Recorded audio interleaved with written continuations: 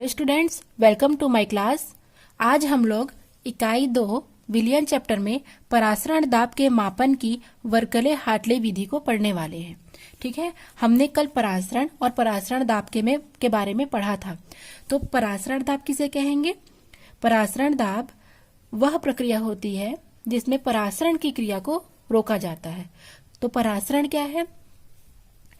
जब विलायक के अणु उच्च सांद्रता से निम्न सांद्रता की ओर अर्धपारगम्य झिल्ली के द्वारा क्या करते हैं? गमन करते हैं। तो उस प्रक्रिया को या उस घटना को हम परासरण कहते हैं। ठीक है, हमने कल देखा था परासरण की क्रिया। तो परासरण की क्रिया, ठीक है, विलायक के अणु से विलय की ओर या विलयन की ओर होती है, क्योंकि अर्धपारगम्य झिल्ली अपने में से केवल विलायक के अणु को गुजरने देती है, विलय के अणुओं को नहीं। तो परासरण की क्रिया को रोकने के लिए जो आवश्यक दाब लगाया जाता है, उसी आवश्यक दाब को हम परासरण दाब कहते हैं। अगर आपको परासरण और परासरण दाब के बारे में डीपली जानकारी चाहिए तो आप मेरा कल के वीडियो को स्टार्टिंग से देखिए, आपको सारी चीजें समझ में आ जाएगी। आज हम लोग परासरण दाब के मापन की वर्कले हार्टले विधि देखेंगे कि वर्कले हार्टले की इस विधि के द्वारा हम किस प्रकार से परासरण दाब का मापन कर सकते हैं। बहुत ही इजी मेथड है, आप लोग को बताते बताते ही आप लोग समझ जाएंगे। ठीक है तो चलिए इस डायग्राम को मैं आपको समझाते और बनाते हुए चलती हूँ। तो क्या देखेंगे आज हम लोग? बर्कले हार्टले विधि। तो सबसे पहले हम इसका सिद्धांत देख लेते हैं। सिद्धांत यह है कि यह विधि इस सिद्धांत पर आधारित है कि किसी विलयन का परासरण दाब विलयन पर लगाए गए उस अतिरिक्त दाब के बराबर होता है, ठीक है, जो अर्धपारगम्य झिल्ली द्वारा पृथक किए गए विलयन व विलायक के मध्य परासरण की क्रिया को रोक देता है। ठीक है, अर्थात इस मेथड के द्वारा क्या होगा? विलयन व विलायक के मध्य जो परासरण की क्रिया होती है वह रुक जाती है। तो चलिए इसकी विधि के बारे में हम पढ़ना शुरू करते हैं। तो इस विधि में सुनते चलिए, इस विधि में 2 समकेंद्रीय नलियां होती हैं, ठीक है, और उस समकेंद्रीय नली संरंध्र पात्र की बनी होती है। जैसे कि एग्जाम्पल मैं आपको बताती हूँ, ये पेन है, ठीक है, ये पेन के अंदर में आप देख रहे हैं 2 प्रकार की नली है।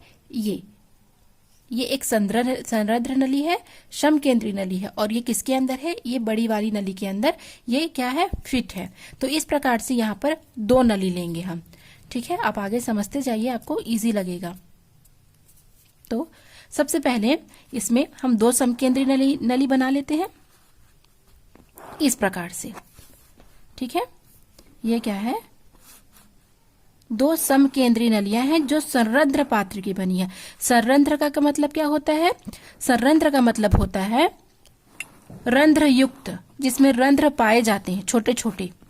ठीक है, तो सबसे पहले बनाते और समझते दोनों चलते हैं। ठीक है, तो सबसे पहले इस विधि में हम 2 नली लेंगे जो कि संरंध्र है और समकेंद्रीय है।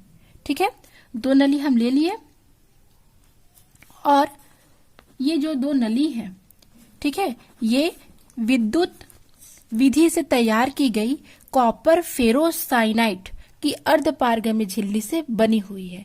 ठीक है, किससे बनी है? कॉपर फेरोसाइनाइट, ये सूत्र होता है कॉपर फेरोसाइनाइट का। ठीक है, तो यह जो समकेंद्रीय और संरंध्र पात्र की बनी नलियां है, ये किससे मिलकर बनी है? कॉपर फेरोसाइनाइट की अर्धपारगम्य झिल्ली से बनी हुई है। ठीक है, अब क्या करेंगे? अब इसके एक सिरे को हम केशिका नली और एक सिरे को हम टोटीदार क्लिप से क्या कर सकते हैं? लगा देते हैं। तो चलिए स्टार्ट करते हैं। इस प्रकार से इसको हम बना देते हैं। ठीक है, इस प्रकार से मैंने इसे बना दिया। अब क्या करेंगे? इसमें एक तरफ क्या लगाएंगे हम? टोटीदार क्लिप। ठीक है। इस प्रकार से टोटीदार कीप का क्या मतलब होता है? नल युक्त कीप, ठीक है, जो नल युक्त होता है। और एक सिरे से क्या लगाएंगे हम? केशिका नली, ठीक है। केशिका नली क्या होता है? केशिका नली ये होता है टोटीदार कीप और ये होगा आपका केशिका नली। तो केशिका नली किसे कहेंगे? केशिका नली में जल के स्तर को हम रीडिंग कर सकते हैं, ठीक है, नोट करते हैं। अब क्या करेंगे? ये हो गया विलायक का स्तर। किसका स्तर है? विलायक का। और विलायक हम क्या लेंगे? यहाँ पर जल लेंगे, ठीक है। इतना आप लोग को समझ में आ गया। एक बार और एक्सप्लेन करा देती हूँ आपको। सबसे पहले हम इस विधि में दो समकेंद्री नलिका लेंगे और ये दो जो समकेंद्री नलिका है वो संरद्र पात्र की बनी है, ठीक है। और किससे बनी है?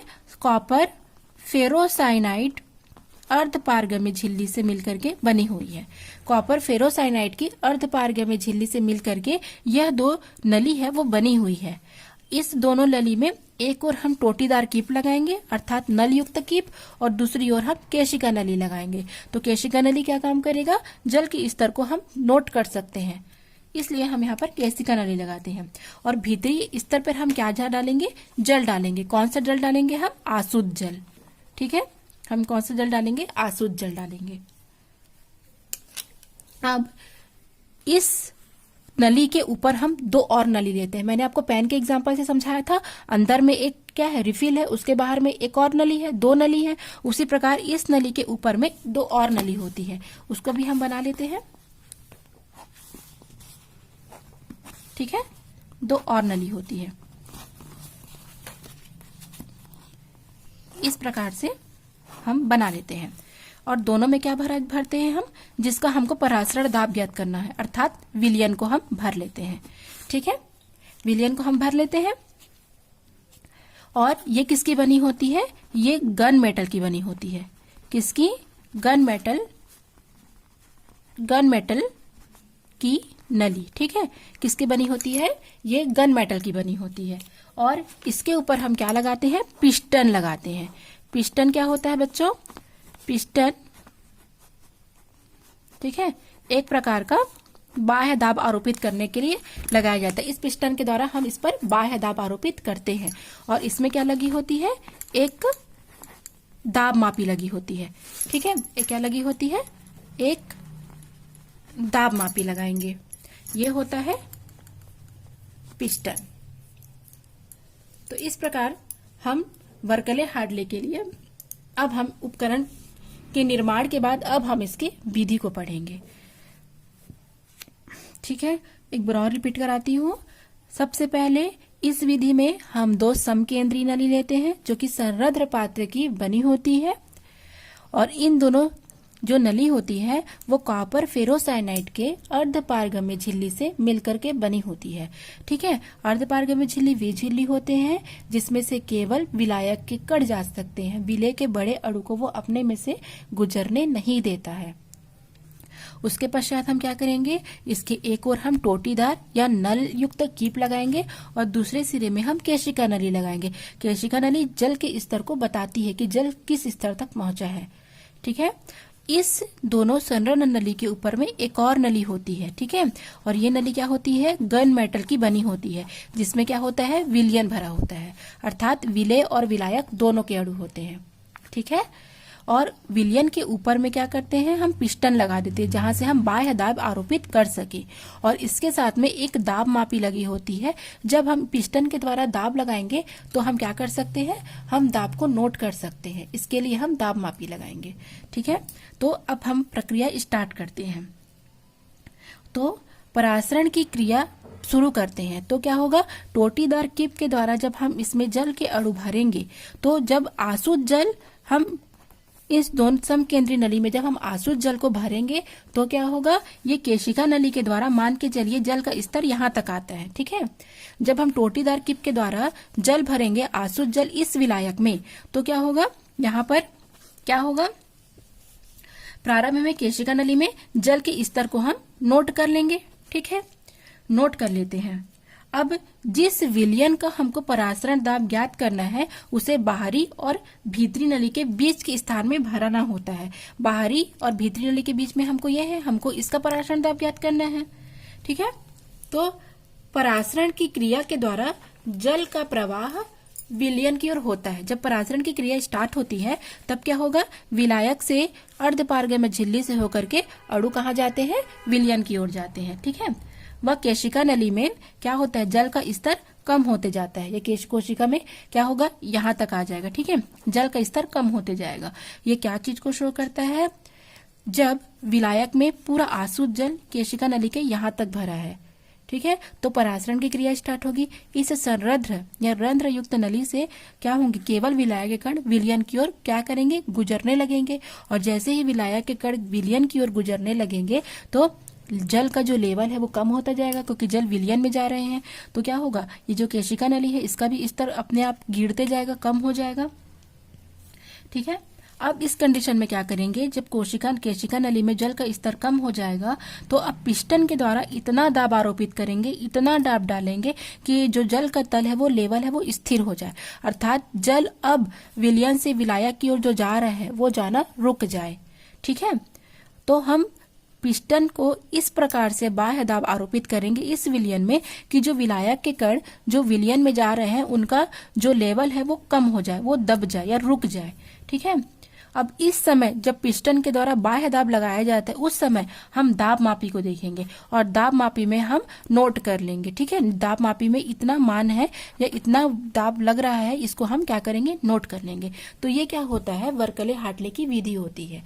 एक बार और मैं आपको शॉर्टकट में बता रही हूँ कि वर्कले हार्टले विधि में दो समकेंद्रीय नलियां होती हैं जो संरंध्र पात्र की बनी होती है। ठीक है, और उसके विलयन में उसके मध्य में हम आसुत जल या विलायक लेते हैं। उसका एक सिरा टोटीदार कीप और एक सिरा केशिका नली से जुड़ा होता है। टोटीदार कीप अर्थात नल युक्त कीप और केशिका नली अर्थात जल का लेवल को देखने के लिए हम एक नली लगाते हैं जिसे हम केशिका नली कहते हैं। ये दोनों जो समकेंद्रीय नली है वो अर्धपारगम्य झिल्ली की बनी होती है जो कि ठीक है विद्युत विधि से तैयार की गई कॉपर फेरोसाइनाइड की होती है। और ये दो संरंध्र नली है वो एक और नली के द्वारा घिरी होती है जैसे मैंने अपने रिफिल और पेन में समझाया था, वो होती है गन मेटल की जिसमें विलयन रखे होते हैं। अब हमको जिसका परासरण दाब ज्ञात करना होता है उसको हम मध्य में रखते हैं। ठीक है, जैसे ही इसमें आसुत जल भरते हैं परासरण की क्रिया स्टार्ट होती है।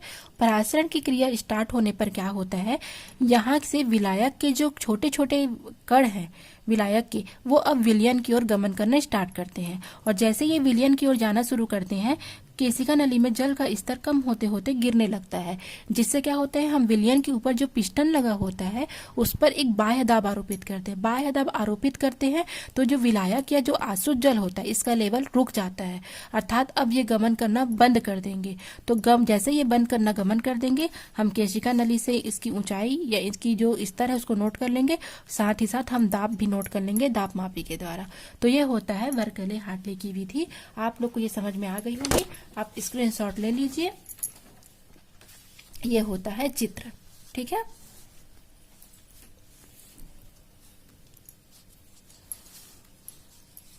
स्क्रीनशॉट ले लीजिए आप। ये जल भरा है, ये विलयन है, ये गन मेटल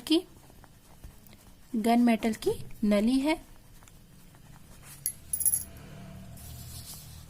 सिद्धांत कि यह विधि इस सिद्धांत पर आधारित है कि किसी विलयन का परासरण दाब विलयन पर लगाए गए उस अतिरिक्त बाह्य दाब के बराबर होता है। ठीक है, जो अर्धपारगम्य झिल्ली द्वारा पृथक किए गए व विलायक के मध्य परासरण की क्रिया को रोक देता है। ठीक है, ये आपका विधि है। इस विधि में दो समकेंद्रीय नलियां होती हैं जिसमें भीतरी नली संरंध्र पात्र की बनी होती है जिसकी दीवारों पर विद्युत विधि से तैयार की गई कॉपर फेरोसाइनाइड की अर्धपारगम्य झिल्ली लगी होती है। इसके एक सिरे पर एक केशिका नली और दूसरे सिरे पर एक टोटीदार किप लगी होती है। ठीक है, बाहरी नली पर जल रोधक पिस्टन लगा रहता है जिससे विलयन का सतह पर हम दाब डाला जाता है। भीतरी नली में आशुत जल भरा रहता है। प्रारंभ में केशिका नली से जल की ऊंचाई नोट कर लेते हैं। अब जिस विलयन का परासरण दाब ज्ञात करना होता है उसे बाहरी नली और भीतरी नली के से बीच के स्थान पर भरा जाता है और परासरण की क्रिया के द्वारा जल का प्रवाह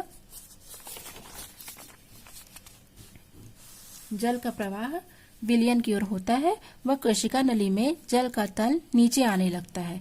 अब पिस्टन द्वारा इतना दाब डालते हैं कि नली में जल का तल स्थिर हो जाए। इस समय पिस्टन द्वारा जो दाब लगाया जाता है उसे ही हम विलयन का परासरण दाब कहते हैं, परासरण दाब होता है। अब हम बर्कले हार्टले विधि का लाभ देखेंगे कि बर्कले हार्टले विधि से क्या क्या लाभ होते हैं। तो पहला है, इस विधि से अर्धपारगम्य झिल्ली पर कोई दबाव या अधिक दाब नहीं पड़ता है, अर्थात डायरेक्ट उस पर हम जो दाब लगा सकते हैं अधिक दबाव नहीं पड़ता है, सीधे दाब नहीं पड़ता है, जिसके कारण झिल्ली के फटने की कोई संभावना नहीं रहती है। इस विधि से विलयन की सांद्रता नहीं बदलती है, जिससे परिणाम हमको सही प्राप्त होता है। इस विधि में परासरण दाब निकालने में हमको कम समय लगता है और साम्य स्थापित होने में भी अधिक समय नहीं लगता है।